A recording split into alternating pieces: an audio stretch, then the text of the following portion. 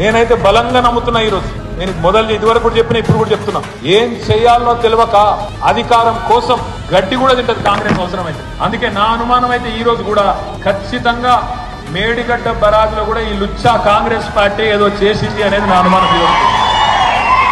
అక్కడ కాళేశ్వరం దగ్గర ఆడ కింద ఆడు ఉన్నారులే కొంతమంది మనుషులు, వాళ్ళ మనుషులతోని మరి ఏం పెట్టిండ్రో ఎట్లా పెట్టిండ్రో కానీ చాలా మంది రైతులు కూడా చెప్పిన తర్వాత ఆ 2 పిల్లర్లు ఏదైతే కుంగినాయో కొద్దిగా, ఆ 2 పిల్లర్లు పింగితే శబ్దం వచ్చింది, ఏదో పేలిన శబ్దం వచ్చింది అని చెప్పి కూడా ఆ ప్రాంత రైతులు అప్పుడే చెప్పింది. కానీ మనం పెద్దగా పట్టించుకోలే అన్నాడు. మనం ఎలక్షన్ల హడావుడిలో ఉన్నాం. అక్టోబర్లో జరిగింది 23లో, మనం హడావుడిలో ఉన్నాం, మనం పట్టించుకోలేదు.